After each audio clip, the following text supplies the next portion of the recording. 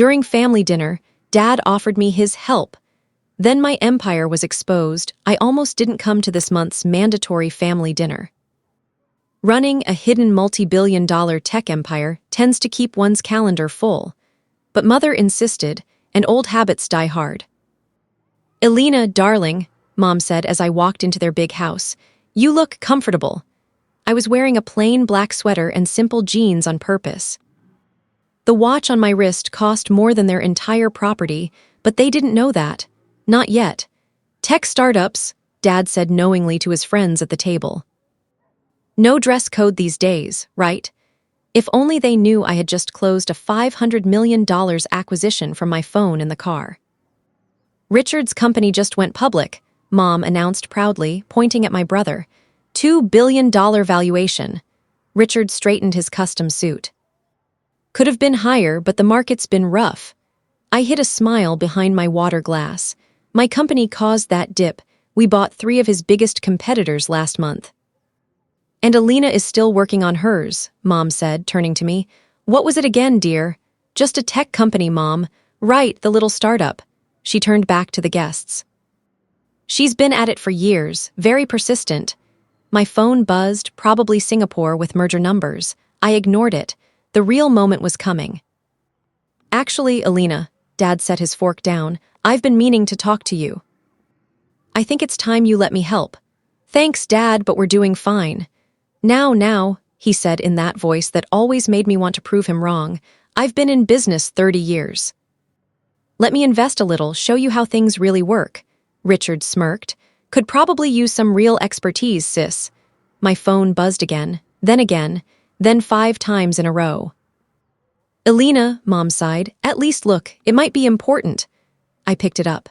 Breaking. Shadow tech giant unmasked, world's largest private technology conglomerate finally identified. Elena Chin, secret billionaire. My stomach dropped. "Everything okay, dear?" Mom asked. "Trouble at your little company." The dining room doors burst open. Marcus, my CFO, rushed in with a tablet. "Ma'am, sorry for interrupting," but he stopped, seeing the fancy dinner. "What is it?" I asked calmly. The story broke, all of it. "Your net worth just passed $11.2 billion with the market reaction." Mom's fork hit the floor. "Billion," Dad choked. "There must be a mistake." "No mistake," Marcus said. "Miss Chin is founder and CEO of Shadow Systems. We've been in stealth for 5 years. Someone leaked it." Richard went white.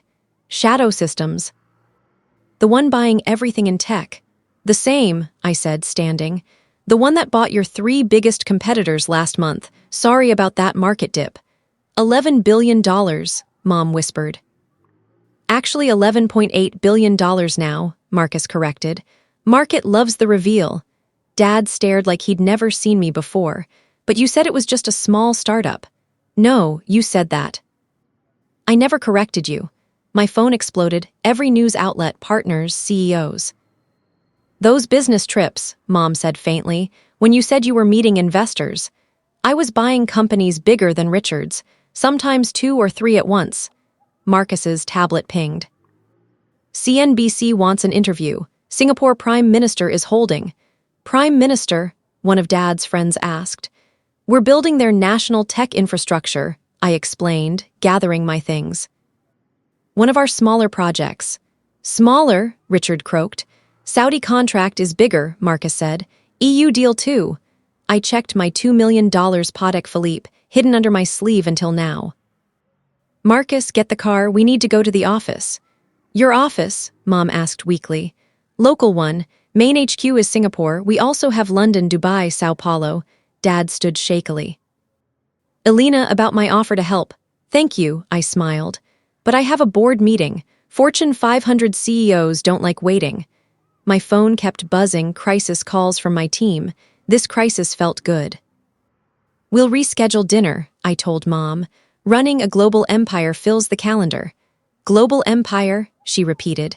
"The little startup you worried about. It's now bigger than the top 5 tech companies combined. Thanks for the concern." I walked out, leaving them with scattered silverware and broken assumptions. Sometimes the best revenge isn't proving people wrong. It's letting them discover, over expensive wine, exactly how wrong they were. Next morning headlines, The Invisible Billionaire. How Elena Chin built a secret empire. Shadow Systems revealed, world's most powerful company no one knew existed. I sat in my penthouse office watching the stock climb. Marcus handled the PR flood. Your father called 8 times, my assistant said. Mother 12. Richard keeps emailing. Any other family news?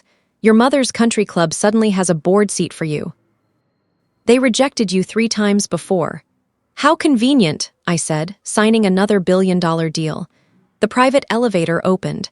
Dad walked in, looking smaller than usual despite his suit.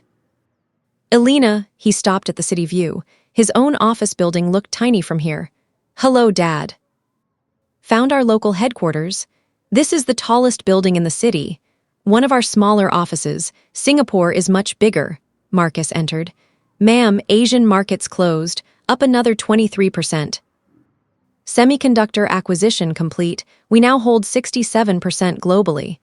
Dad sank into a chair. But Richard's company will now negotiate chip supply with us. Business is business.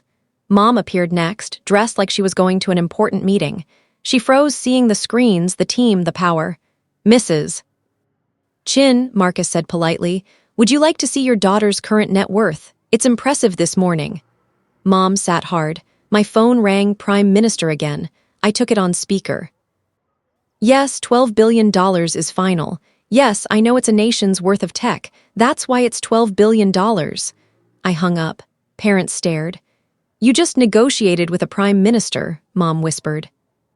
1 of 6 today, Marcus's tablet pinged. Richard's company wants an emergency meeting, their chip supply. Tell them to schedule properly, I said. Family dinners don't count as business anymore, Dad finally spoke. Why didn't you tell us? Tell you what? That while you bragged about Richard, I built something 100 times bigger. That your little girl controls most of the world's tech infrastructure. We would have helped, Mom said. Like when you rejected my early funding. Told me to get a real job like Richard. About my investment offer, Dad said carefully, the terms would be different now. Dad, I said almost gently. I spent more on office chairs last month than your company's entire value. Marcus cleared his throat. Ma'am, G7 leaders are waiting in the video room. G7, Mom breathed. Yes, Mother, running the world's biggest tech company involves some big meetings. I stood. I trust you can find the exit. Some of us have countries to negotiate with. Elena, Dad tried, we're still family. Are we? Family would have believed in me 5 years ago instead of dismissing me. My phone, Richard again, panicking. Tell him business hours are 9 to 5, I told my assistant. His sister, the CEO, doesn't take personal calls on professional matters. When did you become this?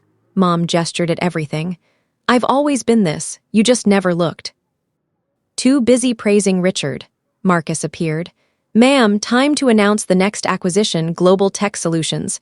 Richard's main rival. Price roughly equals his whole company. Mom's face fell.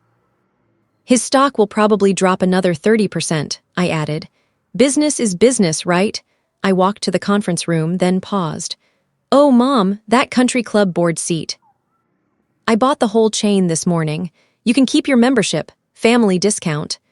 I left them surrounded by proof of the power they never saw coming. A week later, Forbes hit stands. The Shadow Queen, how Elena Chin built a $1 trillion empire in secret. I had it framed, not for my photo, but for the small shot of our local office dwarfing Dad's building. The business world is still in shock. Shadow Systems doesn't just buy companies, it quietly runs the backbone of modern life. Richard called 27 times after his stock fell 40%. Mother wanted to talk about the club board. Dad's company asked about a merger. I laughed and told them we don't buy anything smaller than our daily coffee budget. Later, Dad came alone, looking older. I was wrong, he said quietly. So wrong. We all were. I didn't interrupt. We saw our little girl playing business. Never imagined you were building something that would make our world look tiny. Marcus entered.